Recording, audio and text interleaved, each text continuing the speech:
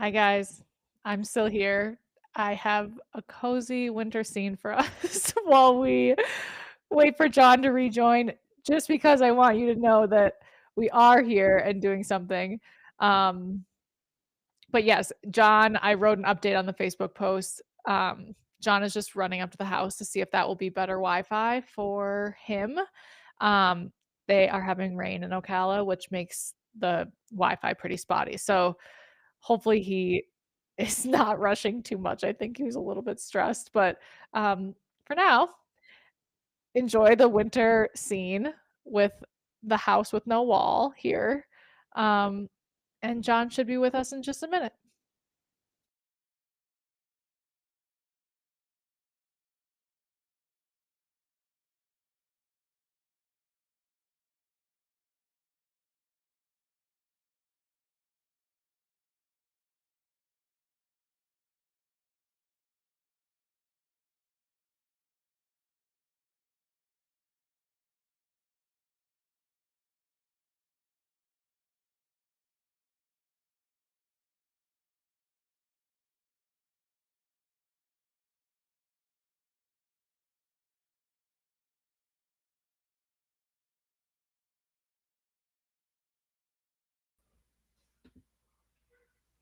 We're live watching a winter snow scene, Can you Jon. get me? Okay. I do get you. I hear All you. I right. see you crystal clear. Thank God. Welcome back. Thank you for doing that. Sorry about that, everybody. Don't worry. We've been zenning out over here. I guess I should put my camera back on. Okay. Let me bring us back to reality and out of this dreamy winter wonderland. Let's start over from the beginning with Krista, Yes, and I'm going to please. reread it as well. So, anybody just joining, or anybody who's been here, we're going to do this again. Anybody who's just joining, here is the scoop. Krista is our first video for today. She said, I have a couple of jumper videos from earlier this week for Jon to review. Jumper round 1 has a stop at the end at fence 10. Stella's usually an honest horse, but lately we've been having some trouble with out of the blue stops on cross country and now on stadium as well. This is a horse that went 2.5 years without a rail, so it's surprising to me that we're here. She had her hocks injected a month ago during her annual lameness exam. She was 3 out of 5 on the left hock and 1 out of 5 on the right hock. She gets PEMP blanket therapy and chiropractic work routinely, and she's ridden about 5 days a week. Krista said she originally signed up for the 2.9 class next, but instead did another round at 2.6, and it was better. She rode with more pace, and Stella seemed to like that. Then they had a jump off class, and we're going to watch that next, and ended the day with that because a reward for a good job is not having to do another round, she said. And they won that class and ended up reserve champions. So good job on that, you guys. And then she just said that she wants to overcome this challenge so they can get back to their normal ways. Perfect. Okay. And I listened better that time because I wasn't worried about my internet. So she did treat the hawks, which is great. That was my question, and she answered it in her statement. So well done. I think the one thing I'd say, and we saw that down the first related line as well, the 5 stride on the far side. Krista looked maybe just a little fast and a little bit sort of just riding positive canter and maybe not a balanced enough canter. So I guess from watching the round, the impression I get was that Krista's riding forward, riding quality of canter, but I wouldn't be convinced that she's looking at her fences well enough and maybe riding the numbers down the lines accurately enough. Because when you watch the 5 stride line there, Krista, you were a little bit bombing down the line, got there in what I call 4 3/4. And then the next related line got down there a little bit deep to the second fence on the way out again. And then your horse said, enough is enough. So I would be working at home on quality of canter stuff, but also on things that are going to help you be a little bit more accurate and see your strides. So things like a placing rail 6 strides to a fence, riding lots of canter pull exercises, and then making sure that you're not substituting speed with power. So to me, that round looked just a little fast and maybe not connected enough, round enough in your horse's canter. And when I say round, I don't mean round like on the bit. I mean your horse's back round and pushing that hind leg up into the bridle. So I think that part needs to probably be a little bit better. So gymnastic things like that, that could help you with that. Amazing. And even with the stop, I know that's frustrating, but I just love watching that pair, and Stella's such a cool horse. Yeah, Um, absolutely. It's frustrating, and that's a bummer that happened. But I think it's such a good jumping horse that I bet if you just focus on some of those little details, that stuff's going to correct itself pretty quickly. awesome. All right. Next up, I am going to do my best to keep us moving quickly here, just because there are a lot. But you don't move quickly, Jon, because your feedback is the important stuff. I just won't hold us back. This is actually from the same show. This is Keegan and Nico. And again, I'm going to play while I speak. Nico is a 6-year-old off the track thoroughbred. She said, I've been focusing a lot on dressage recently, even making our first level debut and getting qualifying scores towards our bronze medal on the first level test 2 and 3. He's now schooling second level movements. We haven't jumped in several months, aside from a quick jump school the day before this show, which was last weekend. And she said, aside from me not getting my leads on some of the longer approaches, I'm just looking for general feedback. I've learned with Nico that bringing him to the trot for a simple change will often throw him more off balance and fire him up more. So I chose in this round to let him be a little more balanced and slow in the counter canter, which he's fantastic at. In the jump off video, which I'll show you next, you can see he does have a change sometimes, but it's on his own terms. He's very opinionated. All right.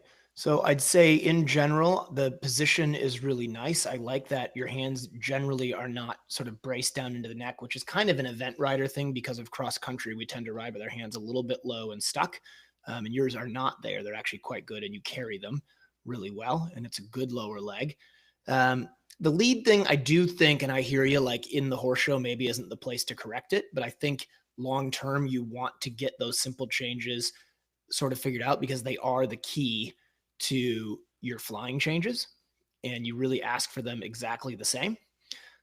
So I think at home you want to work on that. And then just watching the last fence there that you just had, be careful that when your horse jumps, you don't lose your weight in your heel. You just got a little bit on your toe. And so the best sort of visual that I try to give people when they're working on that is that you feel like you're landing in your stirrups rather than in your saddle. It's interesting because Krista, same horse show, same place between fence 1 and 2. And here Keegan got it correct, but both horses ended up counter cantering around to fence 2. And it is a long straight approach once you get through that turn. So it didn't really matter. But I think for both of these first 2 horses, that would be something that I certainly would address. Again, if you think it's going to disrupt the round at the competition, not there, but then at home. Oh, nice change there. Good job. There's that one she was talking about. Yeah, beautiful. He's looking strong and shiny. Yep. And you can see just those last 2 fences because you're in that jump off. He got a little bit quick at the verticals and a little bit close and just kind of lost his balance in that last stride. And I think that's one thing that is a difficult thing to learn, but super important, is when you see a deep distance, you actually want to close your leg and support with the rein in that last stride so that you're not dropping your horse at a deep distance. So what happens as the rider is we see that last stride. Well, if we think of it this way, you're on 12-foot stride, 12-foot stride, 12-foot stride, then you see a deep one, which is now going to go from like 12 to a 9-foot stride. And if you were cantering along and I said you need to go from a 12-foot canter to a 9-foot canter, you would close your leg into your rein, you would take a feel of the reins, and you would press your horse together for that stride so it would lift into the air, right? At no point when you wanted to go from a 12-foot stride to a 9-foot stride in dressage would you loop the rein.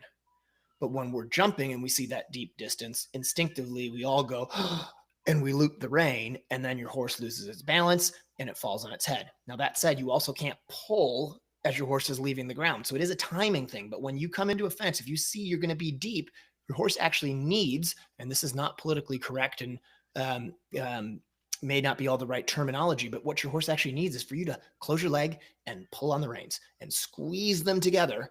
And then as your horse leaves the ground, then your hand follows your horse as it goes in the air. So just be careful when you guys see that deep distance, you're not abandoning your horse with your hands and just dropping them and being like, hold it together, boy, right? You have to help them in that moment and support them with your leg to your bridle. I think that description right there makes this entire hour valuable already, because I think it is so intuitive to do what you said, but that was a perfect description and I haven't heard it described like that. So thank you. Hopefully it works.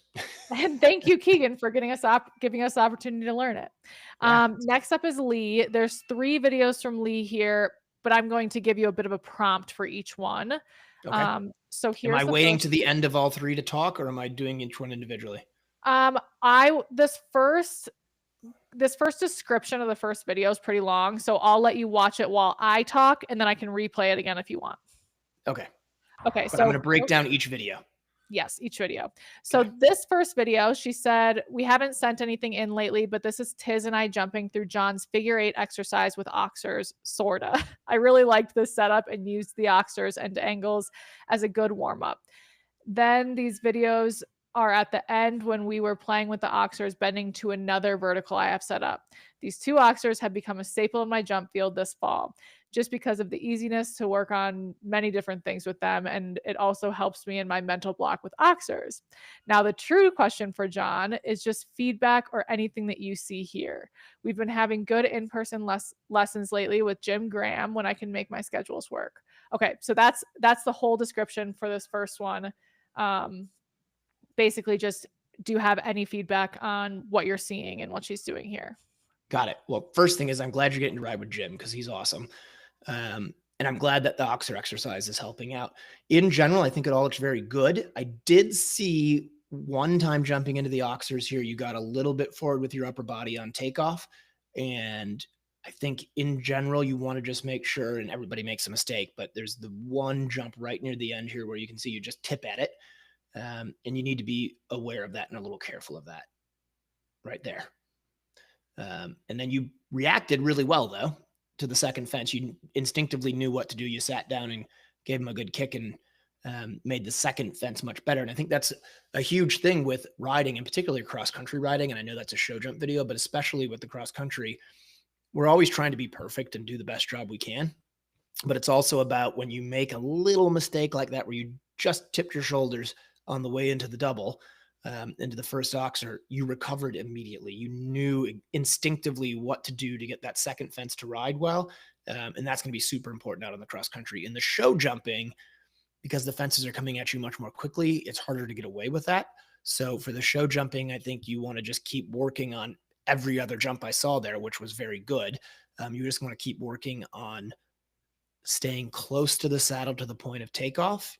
And it's easy to say and more difficult to do, but allowing the horse's back to push you up into the jump position rather than trying to anticipate when the horse is going to jump. Anticipating it is so difficult.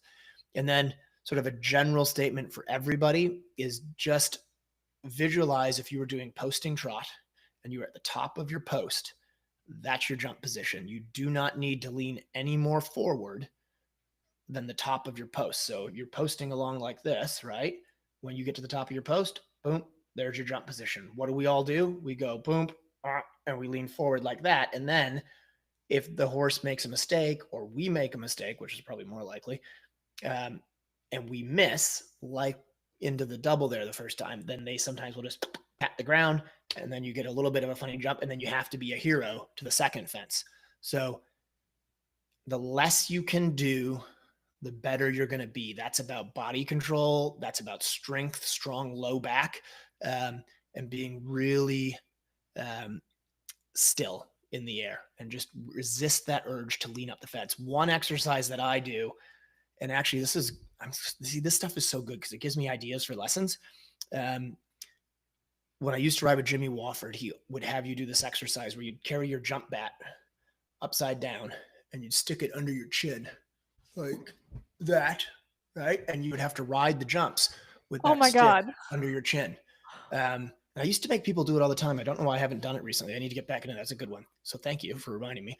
But it's a great exercise to teach you and remind you of how tall in the air you can be. And everybody, I will tell you right now, pokes themselves in the eye once, whacks themselves in the ear, shoves the stick up their nose. But eventually you learn how to have that under control. And you got to, when you do it, you got to push that stick up under your chin so that it stays there. But it's just a really good cue for keeping your upper body tall in the air. You can't lean forward because that stick is under your chin. That'd be a good little exercise to do. And you don't have to do it over a big fence. Just do it over something small. Wow. I've never seen that one, but I like it. I like Next when month. next month, coming soon, you guys. I like when the crops are used kind of against us as riders too. That's We deserve it now and right. then. Okay, I just read through these prompts for the next 2 videos, also from Lee, and we're dealing with the ditchy horse here. So it sounds like he rears when he gets to the ditches. I'm Okay. gonna read it to you before I play it because this is a very short video. So this says, suggestions for a want to be ditchy horse. This was our 3rd cross country school within a month. We don't normally get to school that much in a month, but this was our 3rd in a month. And the first time we didn't have any rears about the ditch. Is there any way to improve this when we don't have a ditch at home, or is the only choice to school cross country multiple times a month? So here's video 1, and then or video 2, and then I'll show you the next one. It sounds like the next one is of a ditch as well.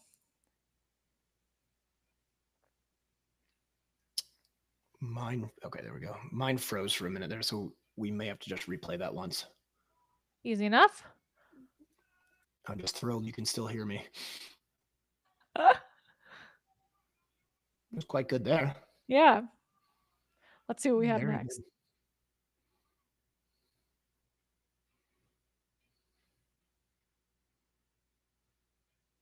Bear with me. There's so many tabs with all of these videos, but you're doing great. And for the record, I do not have a time crunch. So if we run a little okay. bit late, it's fine. Thank you. All right, here comes this next one of his. This one's 3 minutes long, so okay. So I'll talk while we're watching, if that's all right. When we're gonna get the ditch, that'd be great.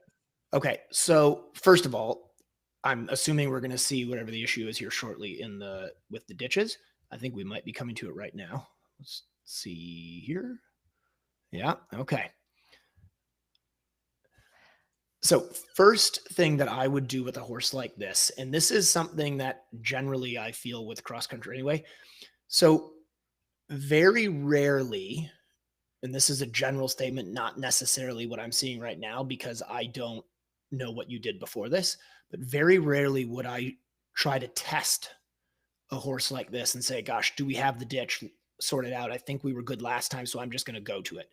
I would say that with ditches, with water, with anything that a horse is struggling with, particularly on cross country, I always break it down from the very beginning every single time, even with an advanced horse, if I think there's any chance that it could be ditchy. So if you go into the Ride IQ library, I believe there is a lesson or 2 about schooling ditches and liver pools. If I'm wrong on that, Jessa, and you're positive, tell me, but I think they're in there. And what I do is I do kind of what I call ICP the ditch, which is in the old instructor certification program. What you do is you walk parallel to the long side of the ditch with your horse slightly bent away. You do that all on one rein and you do it all on the other rein. You walk both sides, both long sides of it, just walking parallel to the ditch. If your horse doesn't want to get really close to the ditch the first time, don't worry. You can walk and start this 10 feet away from it, just walking parallel, and slowly with your outside leg, push your horse closer and closer to that ditch as it walks, so that you're putting a little pressure on, but not so much. You do want your horse bent away from the ditch. Well done getting that done. Good job. And the thing I love is I didn't see you beating them and getting nasty with them, which is great. Because the reason that horses struggle with ditches and different things is because they don't understand it and they're scared.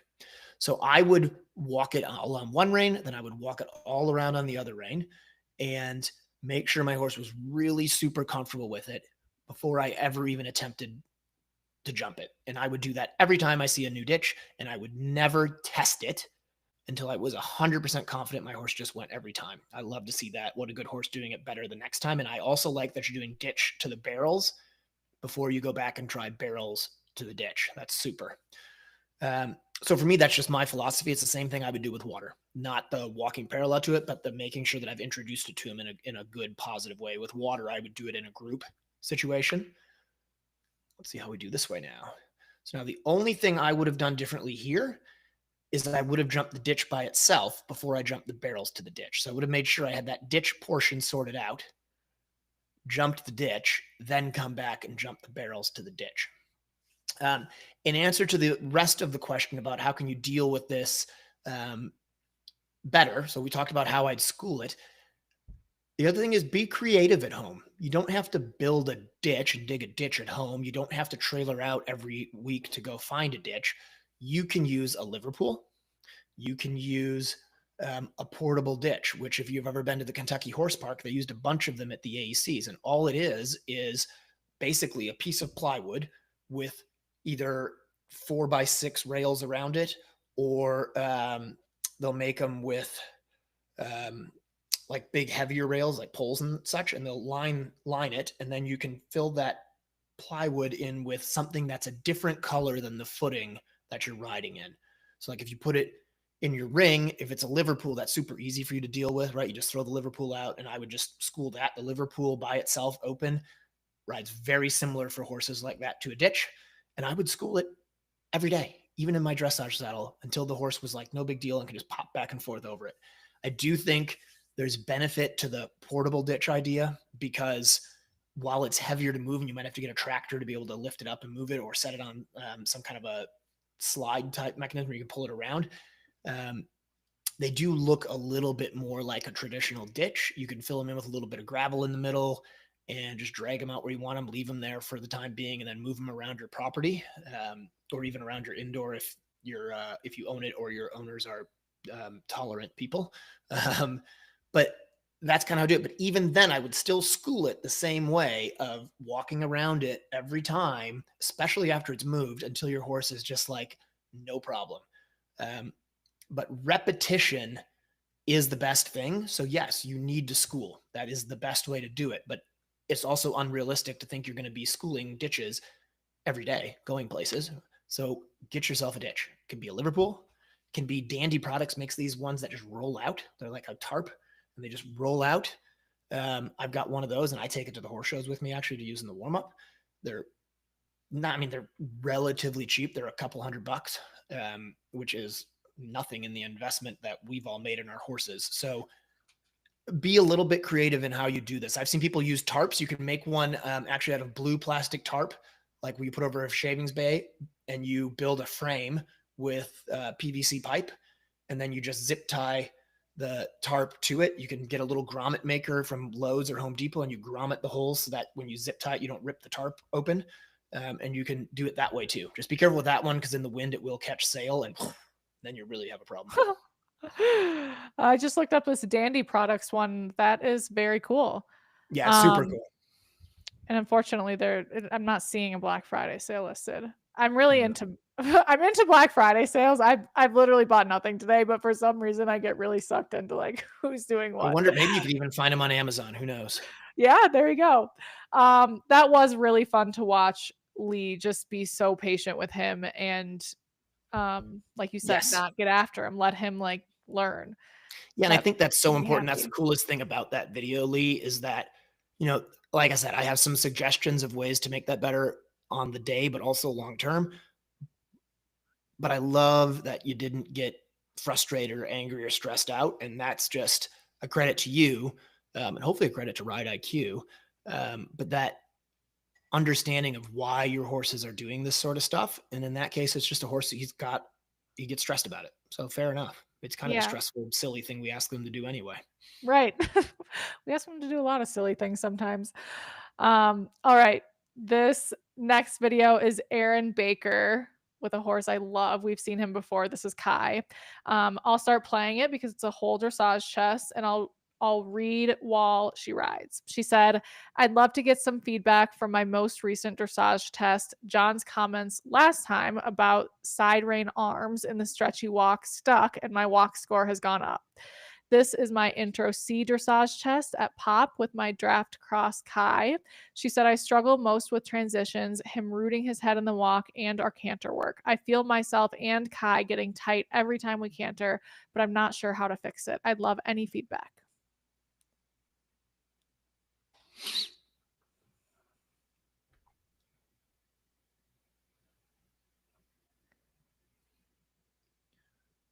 So it's a nice horse. It's a lovely, like, just happy looking pair.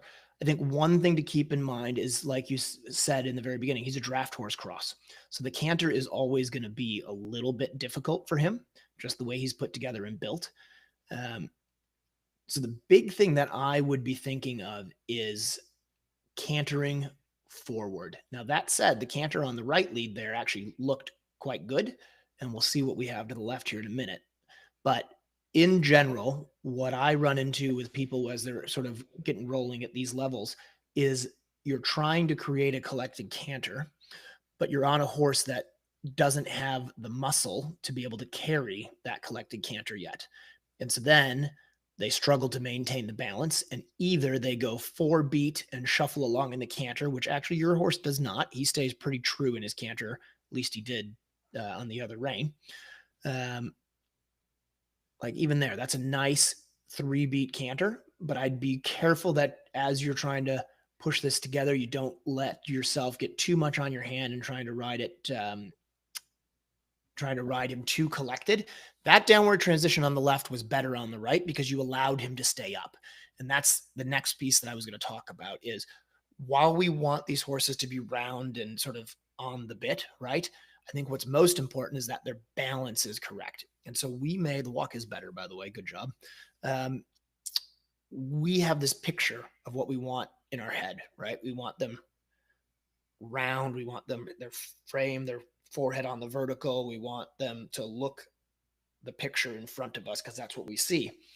But as young horses and a particularly cold blood sort of crossbred horses, and thoroughbreds, actually, funny enough, we have to be careful that we're riding the balance and not what we visualize as the picture, if that makes sense. So in that transition on your right lead, you look to me like you were a little strong with the hand trying to keep him round.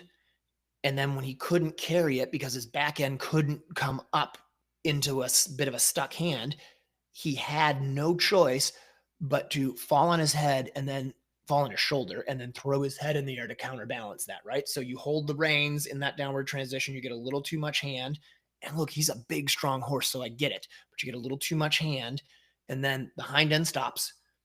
So it goes like that, pushes him onto his shoulder, and then to counterbalance that, he has to lift his head up so that he doesn't trip and stumble. So one thing is I would work just 1,001 transitions. The good news is that second transition was much better than the first, which we're going to say is because you felt that in the first one and then improved it, but it possibly is also that he's better left than he is right.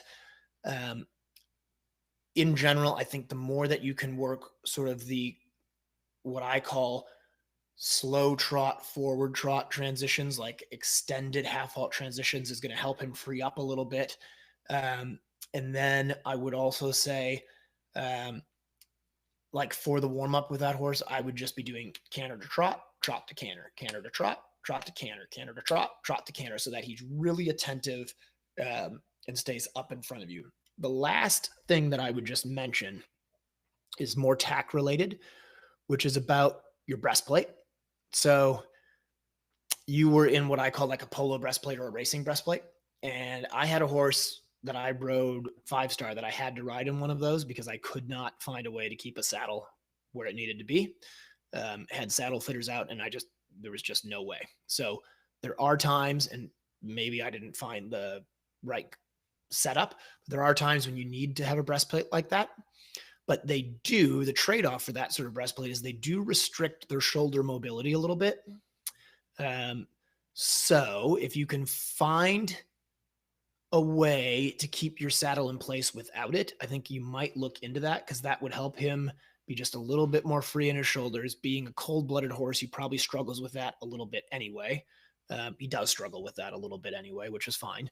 But that could help you a little bit as well, just to allow him a little bit more room to just free up his shoulders. Because look, we're talking about making microscopic improvements to make a big overall improvement. So we got to pick out little things, right? So transitions in trot, transitions in canter and trot, and then trot to canter. And then also thinking about that breastplate, see maybe there's a better way you can get the saddle to get it fitted, to see if you can get that to stay in place without the breastplate, or at least maybe more of a like a V-shaped breastplate. Just some thoughts on the tack there. But I think if you can do those canter trot to canter transitions, so that he doesn't think when he goes canter to trot, okay, now I'm done, but he actually is sitting there thinking in the trot like, oh, I'm going to have to canter again shortly, and then they start to balance themselves up. I think that could help you a lot. That's awesome feedback. And fortunately, I think transitions might be the topic that we have the most lessons in the app on. You have Yeah. a number of transitions lessons. I just listened to, I think it's lesson 69, transitions to improve connection and tempo with Jon. And it Boom. does all the things that Jon was just describing. So, Aaron, if you just search the word transitions in the app, all of those options will come up for you. And hopefully that's helpful. And please keep sending in videos of Kai, because he just makes me so happy. What a cute horse he is. But you can tell he's challenging to ride, and you can tell based on what Jon, like the feedback Jon's giving you too. So good job out there. Yeah, well done. All right, next up we have Becca. And let me pull up her video. I'll read while we watch. Alrighty. She said, we attended 2 shows this year. One was a horse trial at intro level, and one was a starter level combined training. The main goal was to finish and give her a confidence boosting experience at both. The added perk is we finished 3rd and 1st. That's amazing. Good job. She said, I Congrats. tried to pinpoint specific examples within the videos where we slow down at the base of the fence. As we continue up levels, being able to step over jumps will be removed. Recently, I found it difficult to find the correct pace without chasing or losing the pace. Any general feedback would be great for young horses learning their job at horse trials, and any suggestions to keep the forward pace to the base of the fence. Ooh, got a little spicy Yeah. there after that one. So right there, as you were coming through that turn, and it's a little bit hard sometimes in the video, but it looked like you had a cross canter. So I think that's something you want to be sort of working on. And I see what you were talking about him sort of shortening up at fence 1. You had it. Once you get rolling here, it's pretty good. So, and there we come around counter canter, and that's where I would be doing a simple change. I would simple change and then get the correct lead. That's going to only help you. And then you can see, because you're on that counter canter, then you get a little bit of a chipping distance. And then we get that cross canter again there at the end. We'll watch the cross country here as I talk, but I would also say, if you can keep track of the numbers down your sort of 6, 7 stride lines, not that you have to be, must be 6 and a 6 or must be 7 and a 7, but if you know, like, okay, I went 7 in the 6, or I went 5.5 in the 6, that's going to give you a ton of information as to what your canter is doing underneath you. What a good boy. I'd also love to see you, though, as you come down that hill, sitting heavier in the saddle, keeping your shoulders back a little bit against the slope of the hill, like an airplane altimeter, which is that thing that shows you where the wings are level. If you're riding downhill, you want to keep your upper body a little bit taller against that. Again, here, I would say I would have changed that lead. You have lots of time to do so. And then missed your line just a little bit there, but lovely jump. So being a little bit more concerned with the details, right? Knowing numbers down lines, but not letting those numbers cripple you, right? You still have to react. You still have to be instinctive. But if you jump that green to green line and you know what the number's supposed to be and you get it, then you know you're on it for this combination. And fair enough, that's a pretty spooky combination with those cutout walls there at fence 2, or B, I guess I should say B. So well done. getting him down the line. But again, if I know that that's going to be kind of an eyeful for him, I'd be a little deeper in the saddle, like you were there for the palm trees. That was beautiful. Nice ride up the hill. This is a fun little course. It's a fun course and such a fun horse to ride. I'm like Yeah. so enthralled with this horse. Yeah. Yeah. Absolutely. That big white face. Yeah. And I'd say, funny, you rode that round, I think, the best of both of the show jump rounds that were there. And I think part of that is because you're on the hill in the grass. And so you sat deeper. You kept a little better canter because you couldn't go quite as forward through the turns, probably for fear that the grass was going to be a bit slippy. And because of that, you were a much more supportive rider than you were in the sand ring, where you could sort of hoof it through the turns and your horse wouldn't lose its footing. So sometimes riding in grass, whether it's a little firm or a little deep, I hate riding on hard ground. It's so hard on the horses. But if it's a little bit not the perfect footing, it actually makes the riders ride better because you can feel that lack of balance out in that grass field so much more than you can in the sand. In the sand, your horse is a little out of balance, cross cantering on the wrong lead, and it almost doesn't matter because you're not going to slip and fall through the turns or lose your balance or motorcycle in like you would on the grass. So it's just interesting, right? You watch those two rounds, the first one in ideal footing, and you had some distances that weren't great, and you had a couple cross canters, and it was good. Don't get me wrong. It was like nice jumps. But the second show jump round, which was in the grass, where you had to work harder to maintain balance because of the grass, you rode it way better. So take that feel, and you rode it better because you were down in the saddle, you were more connected, you were more thinking about trying to help your horse stay on its feet through the turns, and it was a much better round. So think about how much more active you were riding in the grass ring as opposed to the sand ring. And I think if you could take that into the sand ring, that ride, and now also have ideal footing, you could have an amazing round. Interesting. That was really cool too that we got to see them in 3 different environments. Great job piecing that all together, Becca. I know. Yeah, we see the video. Yeah. Thank you for doing that. Be in production. Yeah. And like I said to Aaron, I hope that we get to see this horse again. I hope we get to see all these horses again, but we had seen Kai before. This is my first time seeing this horse. It's just fun to see them, show up again. Yes. And he was super cute. So thank you for sharing him with us.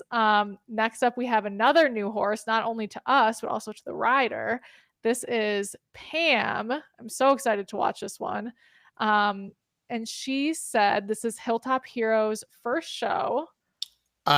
Full disclosure, I know this one real well. She rides with Jen, and we helped her find the horse. So everything I say is going to be incredibly complimentary. This is not a new horse to you. No. The rest of us, it's new to us. Go Pam. Stadium round at 2-6. Heroes, a 5-year-old, 15-2 Connemara, purchased in May of this year. Although we had a clear round, we had some rubs front and back. I'd like to know if Hero is still just learning and getting stronger, or should I do more gymnastics to sharpen him up? And how do I start lengthening his stride and not get flat over fences? So the first answer to the question I would say is yes to both. He does need to do more gymnastics, and he does need to keep getting stronger and go forward and just ride courses. He needs to do all of that stuff. I think it actually looks like it's a really nice round. You're doing a good job maintaining balance, giving Hero good, accurate rides. You're being detail oriented, obviously incredibly well coached. Very detail oriented as far as making sure you're getting your simple changes, paying attention to all the little things that matter. And then I think a big piece of it is, one, being patient. Oh, that was so good. Being patient long-term with Hero, realizing that he is young and it's going to take him some time to get, to get really, really good at this and for you to get comfortable at this. But that was a really nice round. I think we're done because the next horse is coming in. And I think you just went through the finish. So I would be, Pam, like super proud of that round. I think you rode it super, super well. But, keep in mind, I think he's 5, right? And he's going to have some days where he greens up and he's a baby horse, and some days where he comes out like he's the King Connemara of the world and just does his job.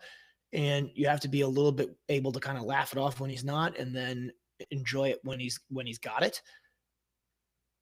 As Pam knows, we're big on gymnastics here and rideability. And so I think you have to make sure that you keep working towards that, or working with that stuff towards the goal of having him get stronger and better.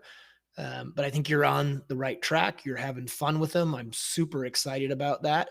And yeah, I think the big thing is just be patient. When you have the days where he gets a little bit wide-eyed or concerned about other stuff, I think you just have to be patient with it and figure we'll be better the next day. But really well done. It was a nice video. The first horse I ever fell in love with was Aaron Gobra, and I watched the video probably 1.5 million times. So a Connemara that has similarities is pretty fun to watch. Did you ever have the Aaron Gobra Breyer horse? Of course I had the Aaron Gobra Breyer horse. Do you have it now? No. Your little boy should have the Aaron Gobra Breyer horse. I wonder if I could still get it. I know I should probably repurchase all the Breyer horses that I had at one point. The most impressive collection of Breyer horses that I've seen lately is at the Carter's house. The girls, Tristan and Riley, have some pretty cool ones. And Kinsey and I got sucked in again. We were like looking at them. We're like, which one's your favorite? I'm like, are we playing Breyer horses? That was really cool, Pam. Congrats on your new horse. Fun to watch. Next up, we have Anastasia, and I don't have background on this horse, so I'm going to play the video and see if there's anything in the group that she might have added, but it might just be a general feedback request like many of the others that we've had. So I will show you Anastasia, and then feel free to start giving feedback as we go. And if I find any other background info, I'll just add it perfect as I have it. Bellatrix. I feel like I know this horse.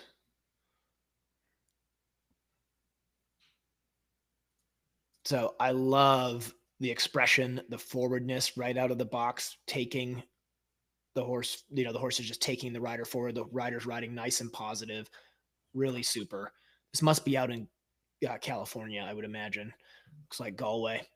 And how you're allowing the horse to have its frame up and out, taking you forward. I think long-term, you'd love to have the wither coming up into your hand a little bit more, but you certainly do not want to be pulling Bellatrix deeper and rounder. It's a nice, positive ride. So that initial start here is very good. There we go. Okay, so there, I think you could have done a better job. It looks like you were coming a little bit off a blind turn. You could have done a little better job putting that canter together, because you have to think about shapes on these cross-country jumps. And that fence where you had the little funny jump 2 jumps ago was a very upright jump. And you came in, for me, a little bit flat and a little bit fast. So just doing a little better job balancing and preparing, especially when you're sort of in one of these courses like this, where it's a bit of a derby course, right? Like everything's kind of twisting and turning. You got to go around 6 jumps to get to your jump. You want to make sure that you're spending enough time balancing and preparing and giving your horse time to understand, okay, I ran you past those 3, but now this is the one. That's much better. But again, a very nice shape to jump, right? A nice ascending oxer with some spread to it. That's going to help hold your horse. It's when you have these jumps that are vertical faced, especially off blind turns, you want to spend a little more time getting back to your show jump balance. That's pretty good there. Good job balancing.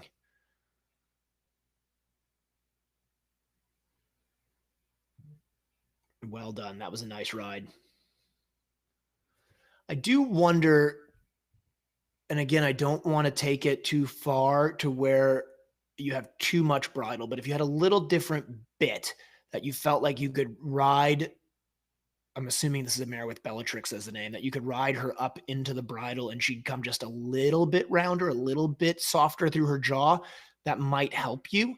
you're giving a really nice positive ride, but when you're getting to places where you need to collect and you need to put it together, particularly sort of early in the course there before the water, it looks like you're not confident that you can push her up into the bridle and get her around. So I might play around with some bits, something not necessarily even stronger. Like I have my 3-star horse, Kurt, Fernhill Copain, who I struggled, and he liked to go like this with his neck very sort of up and out, actually more so than this horse.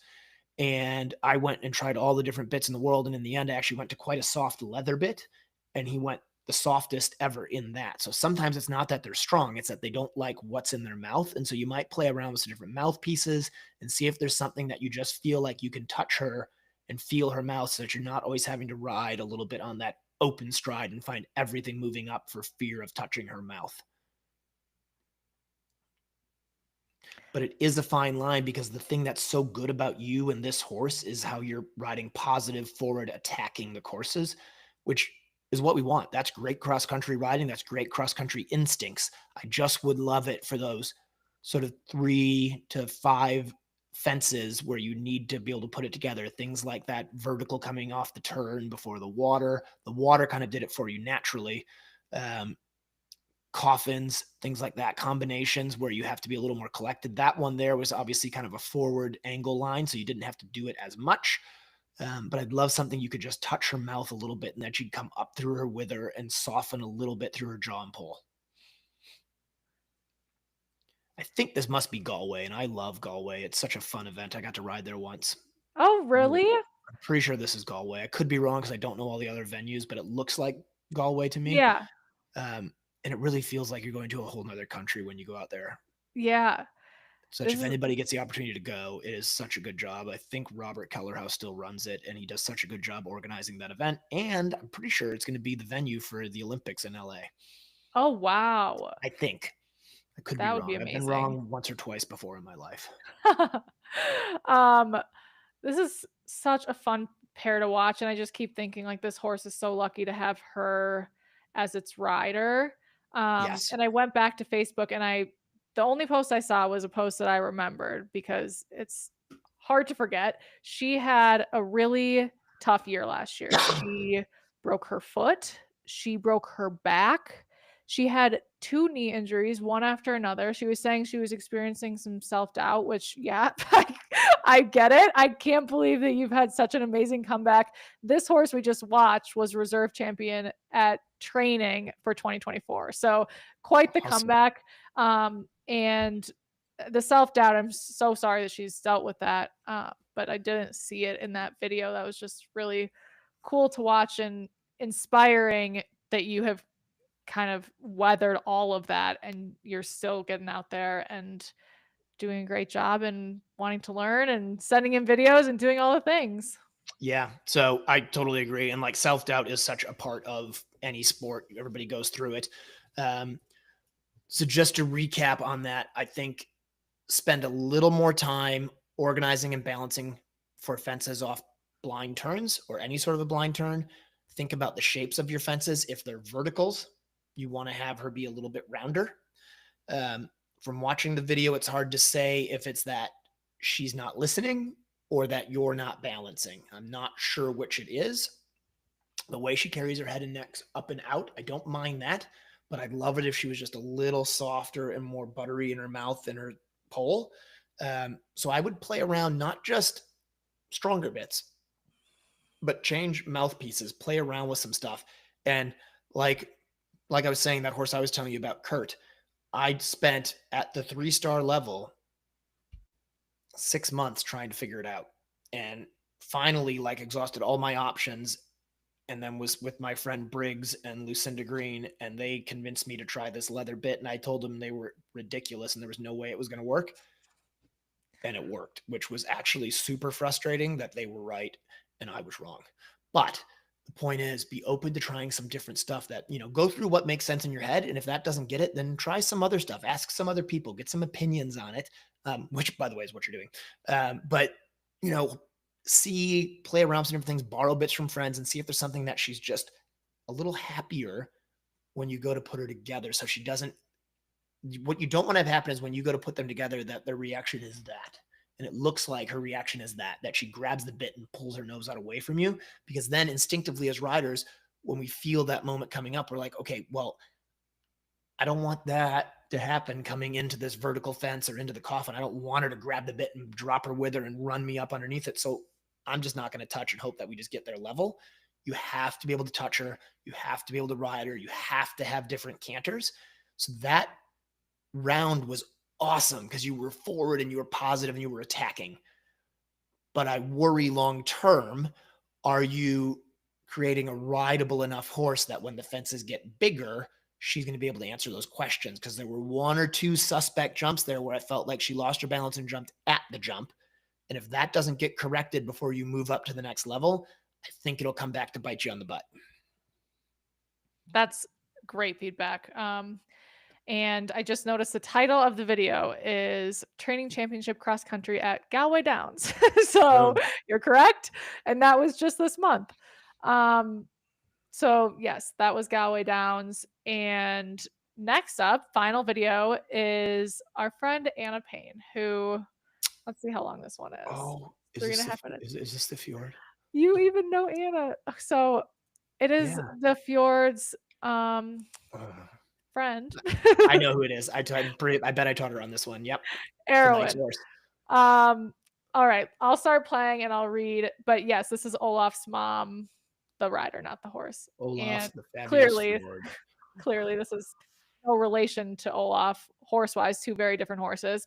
Anna said, John knows us, but as a reminder, I'm a recovering weenie eventer, and Erwin is a previous 1.2 meter show jumper who doesn't see the point of dressage. We work really hard with a fantastic dressage instructor who's helped us come a very long way in the last year and a half. The warm up for our last 3 events has gone extremely well, soft, consistent in the contact, bending around my inside leg. But once we're in the ring, Erwin will become distracted and has a tendency to tense up and ignore my leg and bounce on and off the contact. It doesn't help that there's an active show jump ring behind the behind the judges box at both of the showgrounds. I would love tips to help a looky-loo horse stay focused and any other advice. We're already planning lots of outdoor dressage shows next year. Thanks, John. Yeah. So the first thing I would say, and don't worry, I'm going to give you good feedback. But the first thing I would say is, it's a beautiful picture, right? Like, Erwin moves great. I remember that from when we were at a clinic up at Liz Lund's place. It's a lovely picture. So even though maybe it's not as soft as you're able to get in the warm up, I'd be proud of the picture that you're creating. It looks like a pleasure to ride, which means it's going to score well. For sure, getting out and just continuing to expose the both of you to situations where there's other stuff going on is going to be helpful.